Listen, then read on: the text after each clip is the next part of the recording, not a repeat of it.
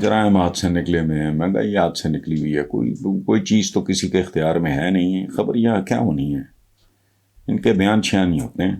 بہرحال جو وفاقی وزیر خزانہ ہیں مفتاح اسماعیل نے کہا ہے کہ سیلاب کی وجہ سے مہنگائی کی شرح میں مزید اضافے کا خدشہ ہے. ظاہر ہے آپ کے منہ سے کالی زبان یہی کچھ ہی بولے گی. اچھا، قوم محدود وسائل کے مطابق رہے، اپنے وسائل کے مطابق رہنا سیکھیں.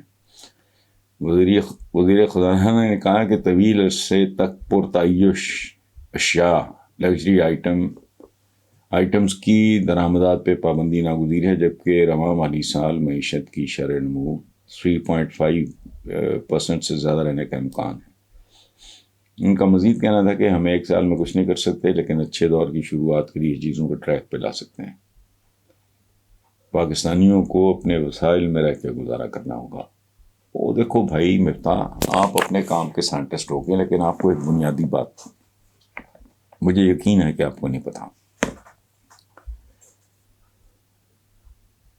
یہ کم لوگوں کو اس بات کی سمجھ ہے کہ اسلام نے ایز سچ سسٹمز، ہر معاملے میں مختلف معاملات میں سسٹمز نہیں.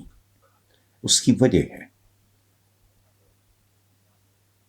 زمانہ بدلتا رہتا ہے، زمینی حقائق آبجیکٹو ریالٹیز تبدیل ہوتی رہتی ہیں. اس لیے سسٹم نہیں، اہداف دیے جاتے ہیں، ٹارگٹس دیے جاتے ہیں. How you achieve it's up to you. اگر حکمران بے ایمان ہوں گے، خائن ہوں گے، بددیانت ہوں گے، تو وہ ان ٹارگٹس کو اچیو کرنے والی اسٹریٹجی بنائیں گے نہیں.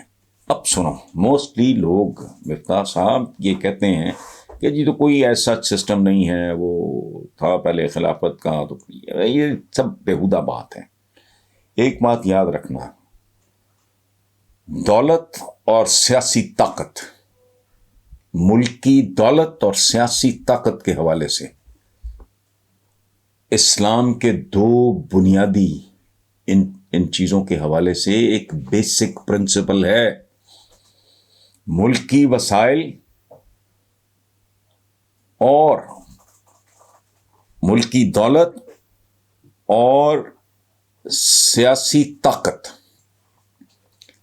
کو ایک اسلامی معاشرے میں جوڈیشسلی، منصفانہ طور پہ یوں گردش کرنا چاہیے جیسے صحت مند جسم میں خون گردش کرتا ہے. منصفانہ گردش ہوتی ہے. اگر وہ رک جائے تو جسم بیمار پڑ جاتا ہے. کبھی لو بلڈ پریشر، کبھی ہائی بلڈ پریشر، کبھی کلوٹنگ ہو جاتی ہے. یہ ہوش سے سننے اور سمجھنے والی بات ہے. جہاں ملکی وسائل کی منصفانہ تقسیم ہوگی، وہاں اس طرح کی بدصورتیاں اور نحوستیں نہیں ہوں گی. اور حکمران آپ لوگ رہے ہو، دو مین اسٹریم پارٹیز تھیں.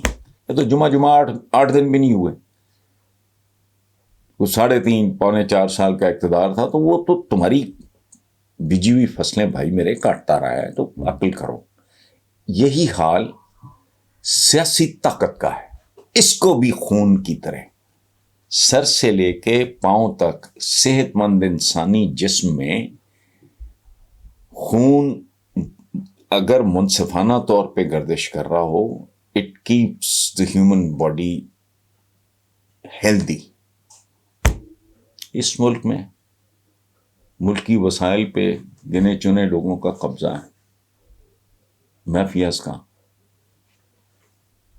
اسی طرح ملکی دولت کے ساتھ ساتھ ملکی طاقت پہ بھی چند خاندانوں کا قبضہ ہے، جس کی ایک شاخ لانتی موروثیت ہے.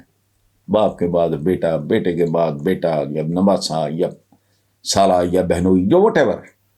تو اس لیے یہ جو قصے کہانیاں آپ سناتے ہو نا اپنے وسائل میں، اپنے وسائل سے باہر کیا. نارملی ایک آپ کی بات جزوی طور پہ ٹھیک ہے کہ ہم وہ لوگ ہیں جہاں یہ محاورہ ہے، پنجابی زبان کا ایک محاورہ ہے، شاید آپ نے سنا ہو کبھی مفتاح صاحب. وہ یہ کہ پڑوسی کا لال منہ دیکھ کے اپنا منہ چپیڑے مار مار کے، تھپڑ مار مار کے سرخ کرنے کی کوشش کرنے کا ایٹیچیوڈ بالکل ہے.